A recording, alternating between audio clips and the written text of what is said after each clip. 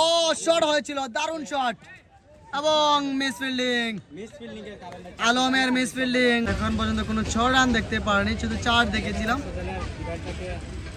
বলতে না বলতে চমৎকার শট, অর্থাৎ ব্যাক ফুটে সরে গিয়েছিল কাবার অঞ্চলের দিকে। সজল ব্রাহ্মণবাড়িয়া থেকে আগত অতিথি খেলোয়াড় সজল জিল্লুর।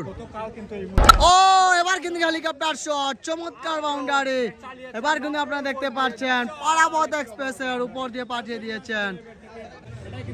আবার জিল্লুর এবং সজল। ও হো মাই গড, ওয়ান্ডারফুল সিক্স। সজল আহমেদ ব্রাহ্মণবাড়িয়ার কৃতি সন্তান, ওয়ান্ডারফুল।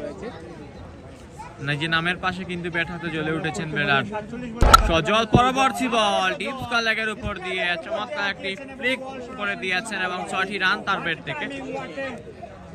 লফুল্টো সাকারের ডেলিভারি ছিল। সজল আহমেদ রয়েছেন স্ট্রাইকিং মাঠে, অতিথি খেলোয়াড়।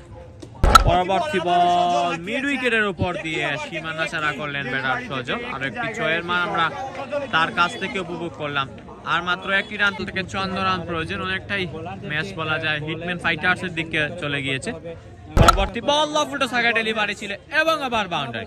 এই 6-এর সাহায্যে ব্যক্তিগত অর্ধশত রান পূর্ণ করলেন অতিথি খেলোয়াড় সজল। অভিনন্দন জানাচ্ছি স্পোর্টস কুলোরা পরিবারের পক্ষ থেকে। ব্যক্তিগত অর্ধশত রান পূর্ণ করে বনাম অতিথি খেলোয়াড়ের মোকাবেলা। সজল রয়েছেন অতিথি কোটার, চমৎকার ভাবে হাঁকিয়েছেন ডিপ স্কয়ার লেগের উপর দিয়ে। Another maximum from Sajal Ahmed.